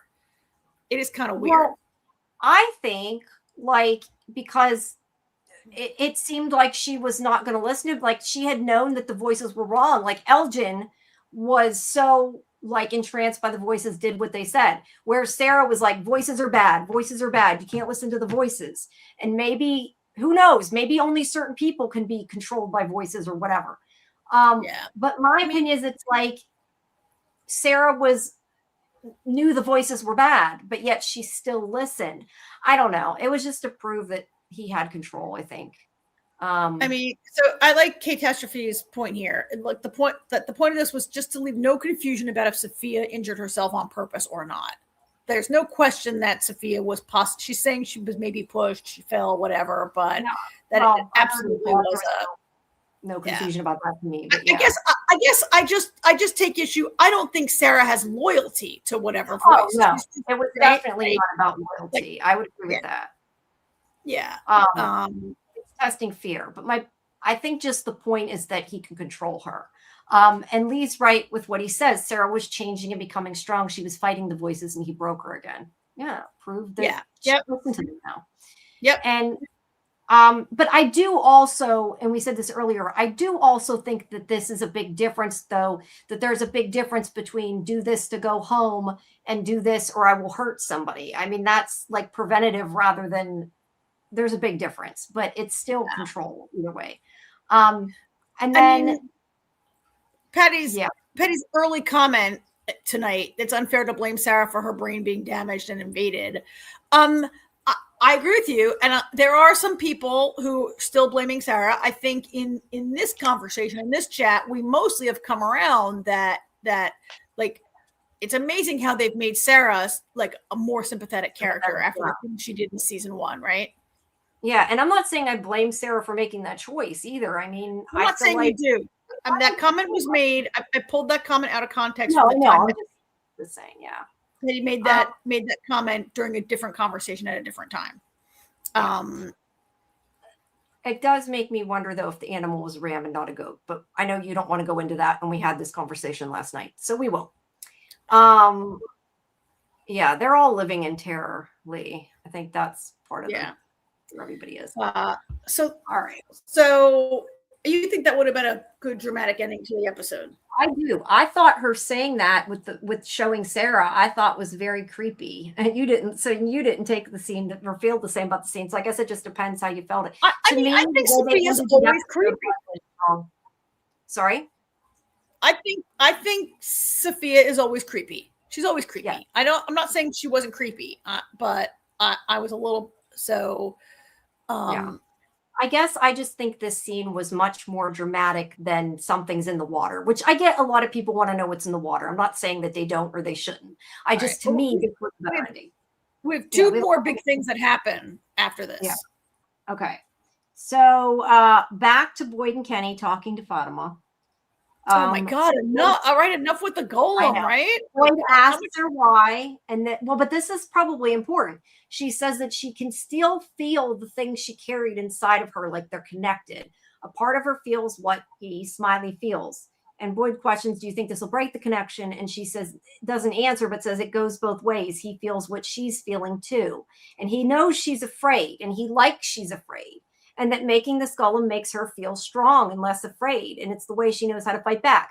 So, I mean, this to me means it's more about helping her trauma, that less so than actually thinking it's going to come to life. Whether it does or not, it's another issue. But yeah, she's saying, this makes me feel strong. I don't want him to think I'm weak. This is how I fight back. Is kind of what that whole scene says. I don't know that it's, again, the most interesting part of the episode, but it explains, what Jade needed to know is why now. Well, And I think the important thing to take away, is she somehow thinks she's connected to Smiley still, which could be very bad, right? I guess we'll have to see. Like, or if it's even true, right? I mean, she could just feel like that. Who knows? But I'm thinking in this town, it probably is more than just feels it. She could just be postpartum. But there is the point that people, like, we just saw what happened to Sarah when she got strong and felt better and fought back, right? And like, is this just putting her in the sights of the town even more than she already is, right? Yeah. Lee, to answer your question, why would you build something to make the connection strong so confusing? She's not saying it makes the connection strong. She's saying it makes her feel strong because he knows she's scared. So she's saying this makes her feel better. And so he doesn't see her as being weak and scared. Not that their connection is stronger. It just, it's making her seem brave to him, she hopes. Oh, no, I think it's about making herself seem brave to herself. Well, that too. But what she says is that it's to make so he doesn't see her being scared. All right. And anyway, yeah. Okay. I didn't really read it that this was about sending a message that I'm not scared, but just about making herself not feel scared. It could definitely be that too. You're right. But I'm just saying that's what she said. I mean, she said he saw her being weak. It was very Kaiser. I agree. It was very boring. Like she took up a lot of this story. There was a lot of minutes put on her in this episode, and it was just her like playing with mud pies and people talking about it, right? Yeah. No, I agree. I think that in the way that I look at it is I hope that there's a payoff. Right. Yeah. I mean, we don't know what the payoff is going to be, but hopefully this is a good payoff and we'll be saying, oh, that makes sense. Right. Yeah. Okay. So ring falling down the stairs. There's a random ring coming down. He picks it up and it is, lo and behold, looks exactly like his wife's ring. It has the infinity symbol in it that we saw earlier. Yeah. So he takes Jade with him, rushes back to his room. He looks for his wife's ring. And I remember thinking as he did this, don't set it down. He sets the ring down, pulls the other ring out, looks at it, they're the same, and looks back, it's gone. So what does it mean? I don't know that this necessarily means anything. He could be imagining it. It could be the town's fucking with him. I don't know. Here we go, another Boyd's Nation. This is what Boyd's 10,000th Boyd's Nation board. I mean, that is a very slow moving storyline. And like every now and then, like we remind ourselves that his Parkinson's is advancing because he only seems to have Parkinson's when it's convenient for the show. Is this a Parkinson's hallucination? I don't know. Christy said that it shouldn't be giving him hallucinations that early in Parkinson's. So okay, you also shouldn't have a baby like 5 days after you conceive it, right? Okay. That's fair. Yeah, I don't know. I think a lot of it, honestly, is just his trauma over his wife. This felt like the ghost in the Maggie's house. Could be. Oh, maybe Jim snatched it, or the ghost snatched it. Fletcher's pretty convinced it's a hallucination, and is not. I mean, there was the Abby, there was the ballerina. Like he's seen a lot of stuff, and it's not ever. Yeah. Going any, he never tells anyone, it never results in anything. He sees it and then it's never seen it happens again, right? He has these one-off hallucinations that don't pay off. Right. And I'm definitely assuming at this point, since they didn't go back to it, that the whole like thing with the hands coming up from the ground didn't really happen, I don't think, right? That was like, I took it as that was a hallucination. So I don't know. I mean, it grabbed him. Right? Did. Okay. Fair enough. I don't know. I assume that after. I mean, look, this could not be a hallucination either, though. For all we know, we're just saying that. So, yeah, I don't know. But alternatively, then it has to be like magic, which I don't And I'm only saying to me it makes sense with hallucinations because like he keeps seeing himself shooting his wife, right? Like he's going through trauma, he keeps dreaming stuff, having nightmares. So to me, I thought that's what they were trying to say, but they don't come back to it. If they don't like explain it, then how do we know, right? I mean, I guess to me, the Parkinson's is like an underdeveloped storyline. You give him Parkinson's, but we don't really see, sometimes we'll see Boyd's hand shake and then he tries to hide it so nobody sees it. But I feel like there's not time for them to develop his character in that direction. Yeah. Okay. So yeah, I don't know. We're gonna have to, I guess, wait. It's my answer for everything. Wait and see. Okay. Pulling up Karen, the camera. can we donate for a new camera? Your 10 FPS is killing me. And that's what I said. You said it was your VPN because you're using the Wi-Fi there. I do have a VPN that turns itself on and off all the time. But I was gonna say, can you turn the VPN off or can you not? I didn't know if you were perfect. It turns itself on and then I have to go into it and turn it off again. Okay. My office installed it. I don't have control over it. I can't delete it. I can't reset the amount of time it takes. I can't do anything with it. Okay, because you're on your work. Okay, you're on your work laptop. Got it. Yeah. That's what I was gonna say. I didn't think it was your camera because sometimes it's fine and other times it's spotty. Yeah. All right. So anyway, so they are pulling up cabbage. Okay, wait. Lori says, I agree with Boyd's hallucinations are due to his grief. She agrees with me. I don't know. That's what to me it seems like, but who knows? Okay. So hello, Pete. We're trying to steer clear of I know that's from the original trailer, not from the new ones, but we're not. Karen does not watch trailers, so we're kind of steering clear. I'm not the only one who doesn't in this. No, I know, but that is from the original trailer. I know. I just always say Karen doesn't watch trailers. Like the whole world has to give them to me. Karen, I'm just teasing you. I would love it. Most people don't watch the new trailers though, and I agree. You probably shouldn't. I think they give away too much. Okay, here's this dumb bird, and this kid. Ethan wants to he's going to baptize the bird in the lake. I thought he was going to dunk the bird in the water, but they end up sprinkling the water on the bird, right? Yes, they do. And no, she is not Fletcher, other than the part of them putting my quote in the trailer because I showed them. Did not see neither. AJ and I both have not watched the season 4 trailer. No, but you see, that's why I said you've only seen the. We did not watch the overall season trailer. We've been burned too many times. So anyway, here they're at the lake for the bird in the lake. Yeah, anyway, so they're testing if it works. They put the water, and honestly, we don't know if it works yet because they end the episode before we find out, right? So is it the Lake of Tears? Here's where it really does not look like a starling to me with all those white feathers.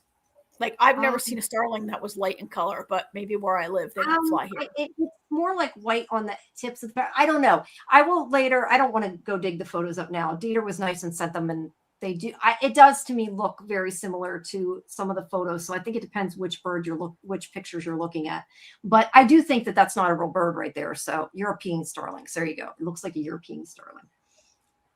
Okay. So anyway, we don't find out what happens with the water. Instead, we see the rope. Now, is this, I'm sorry, Karen, nobody ever knows except for me, and I've been saying this since yesterday. Did this not make you think of Lost as soon as you saw this? Yes, because there was that cable they found, yeah. Yeah, the cable in the water. Okay, I just had to say that. The music, at several points in this episode, the music was a little losty also. Look, I think it sounds so much like Michael Giacchino all the time, and I know it isn't, but to me it sounds like it's copied from that, so that's all I'm going to say. I'm sorry, but if I live in Fromville and I went to this creepy settlement, no way would I be like, I wonder what this rope goes to. Let me pull it. I know, exactly. I like that though. If the bird gets fixed, his name is Darth Said. Yes. Did the bird make the water go crazy? That's my question. Yeah, some people think that the bird is what pulled whatever this is. I assume that the rope pulled it up, but I guess the bird. I think it's the rope. I think it's the rope. Maybe the bird made the rope longer. Partly because the bird wasn't dunked. I feel like the bird wasn't dunked in the water. It had water sprinkled on it. And that's one reason why I feel like the bird didn't affect the water. And the water didn't affect the bird. I think that for them to find out, then they actually have to dunk the bird as opposed to what they did. I mean, I thought so, but I also feel it's not the Lake of Tears because we're not going to discover the Lake of Tears. I don't think it is either. Okay, anyway, he pulls the rope, doesn't ask anybody their opinion, which is rude. But Roger pulls the rope, and they all stare as something covered in seaweed comes up from the water, and that is where it ends. You have a close-up on that? No, that was I mean, I can zoom in, but that was like kind of as good as. So it's definitely a lot of seaweed. Yes. It does not like. So Roger's not standing near there. It definitely is. It's in the middle of the lake. It's like in the middle of it, sort of. Yeah, and so we see the reaction shot from these three in the background. We don't see the reaction shot from Roger's side, right? No, like this is like when I look at the shot, I do feel like maybe it's set up for you to think that it's the bird that caused this and not the rope. So some people think this looks like a mass of bodies. It does sound like bodies, I think. The first time I watched it, I was like, who threw all those cabbages in the lake? And then I watched it a second time and I was like, I don't know what that is. Yeah. The Loch Ness spider. Penny Scott, the Loch Ness spider. Yeah, I don't know. I never even, I mean, until people started saying it, I never thought that the bird had anything to do with that. Unless the bird made the rope appear. I think the rope pulled it up. I think that was what it was, implying. That he pulled the rope and it was because if you look, the rope went into the water. It extended out into the water. I don't know if you can tell in this picture, but I think the rope either pulled it up. The rope either pulled it up or released it from whatever was holding it down. Right. Or the rope. I know I didn't get it in the picture, but the rope did go into the water. It went all the way in the water. So I'm assuming that it was connected to it. And yeah, we talked about starling magic, star magic. Maybe who knows? But yeah, something creepy, that's for sure. It doesn't look good. It looks creepy, and it's probably something bad, I'm guessing, but who knows? Yeah, and just a reminder, because I know some people think they know what it is. I'm not saying whether they're right or not, but some people think they know what it is because of the trailer. So please, just at least in the chat, give it to yourself, and if you want to talk about it in Discord, that's fine. And yes, it is two things at the same time, Lee. You're right. I mean, I don't know. I could be wrong. I'm just saying I think it's the rope. But I'm not always right. So, all right. So anyway, that's the end of the episode. Do you have anything else to add specifically that you want to say, you guys? We're going to do the giveaway in a second. I'm just giving her a chance to wrap up. Is there anything else you want to add? I think I've pretty much said about everything about the episode. No, I would say that next week is episode 5. And then we're going to have a break. That's the last episode before Memorial Day, right? Yes. And we are going to, as I said before, although I got to get it set up, we are going to do something for that week. I don't know whether we're going to do it. I'm guessing we're probably going to do it Monday since you guys can't do Sunday. And I'm assuming Scarlett hopefully can do Monday. We'll do it so we all can. But we're going to do a special on that week since From isn't out. We're going to do some trivia, but we're also going to do like some stuff, maybe some trivia on us, because we're going to celebrate. We still haven't we have over 2,000 subscribers to YouTube, and we have over 1 million hits, 1 million views. So we're going to have a little celebration / game night. So make sure you guys tune in to that. And don't forget also, of course, on the 3rd, we have Liz Saunders coming live. But we'll have some surprises for you guys on that day. That is like when it's off, the week it's off. I don't know. It'll probably be Monday, I'm guessing, like I said, but I'm not entirely sure. Just keep clicking Discord for it. I did not see OSNAP come back. Did anybody see OSNAP come back? I really feel bad if they left because of what we said about the trailer, because nobody wanted them to leave, and I have no way of contacting them. I feel bad if they did, but there's not a lot I can do about it. Yeah. I mean, all I can say is, maybe next time we have a giveaway, we'll give them something if they come back. But yeah, I don't know. Yeah, well, I don't know, but they seemed like I thought maybe he thought that we were yelling at them. I don't know, but either way, he's not here. So there's not a lot I can do about it. If I see him, I will tell him and we'll figure out something. But for now, he's not on Discord, can't contact him. Not my fault. All right, guys. Well, please, like I said, make sure you look forward that time. If you're not a member of our Discord, please join because you can get a link to our schedule. We have From watch parties on Saturday night at midnight, the moment the episode comes out. On Sunday at 9 Eastern, we also have our deep dive that I do with Scarlett at 10:30 Eastern on Sundays. And then, of course, our live today. Tomorrow night at 10 Eastern, we have Phantom Access, where we're going to be talking about the Daredevil finale, Widow's Bay, episode 3, and also For All Mankind. So join us for that. And then Thursday at 8:30, because we have 2 episodes. We're going to have a watch party for Widow's Bay 3 and 4. And then our live is going to be Thursday at 11. That's with me, Scarlett, and Jen. And then on Friday, we're doing Punisher. I don't know if you guys are going to come or not. You're welcome to come, but we're going to be doing Punisher. We will be. Oh no, we can't talk about Punisher tomorrow because we haven't. It doesn't come out till Wednesday, so that won't be on Phantom Access. That'll be on Phantom Access next week. Yes, I hope that's just my thought, Leah. I just didn't want him to think like we were mad or something because we weren't trying to be. Okay, that's okay, Karen. I figured you didn't. It's fine. All right. So no, there is a From episode next week, Fletcher. It's the holiday. There's none that weekend or that week. I mean, yeah, Fletcher doesn't live here. It's a holiday in the United States, and so MGM is not broadcasting. Think about it. He's in Portugal. It's the first weekend of summer here in the U.S. and everyone goes on vacation, and so they're not showing an episode. Yeah, I don't know. And Pete, I've heard The Punisher is an hour, but I honestly don't know. So I don't know, but we'll find out. As long as it's only an hour, our watch party will be at 9:30. If it's 2 hours, we'll move it to 8:30, but I think it's 1 hour. I think the weekend before Memorial Day, right? Yes, I believe it is the weekend before a Memorial Day, is, I believe, the Memorial Day is Monday, May 25th. And so we have an episode coming this coming week, the week that we're in this Sunday, and then there will be a week off. Yeah, the week off is the week we're gonna. I'm saying that backwards. The week off is the week we're gonna do the games and everything. So yeah, that'll be, and you'll learn some stuff about us. So it'll be lots of fun, and hopefully we'll have some surprises too. I won't be here. Oh, that's right. Shit, you're not gonna be here. Well, we'll tell you stuff about Karen. We'll talk about Karen while she's not here. Talk about me. You can, and one of your questions could be, where is Karen right now? Yeah. Because bonus points to anybody who remembers where Karen's at. Where is Karen going to be? Or you're going to be in Paris that weekend, aren't you? I'm going to be in Paris, yeah. Okay, so yeah, people remember that. If we ask you that, now you know the answer ahead of time. Okay. So yeah, that's it for now. But please make sure you do join us in Discord and tomorrow. And if you're not a subscriber of Sci-Fi-Vision, please subscribe. We really need the subscriptions. You get notifications. And if you join as a member of Survivor tier or above, I do release some of the interviews, especially the From interviews, a little bit earlier, not before embargo's up, but a little bit earlier to those members as one of the perks. So there's that as well.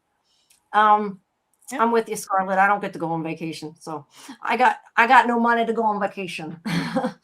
but yeah, so that's all the stuff.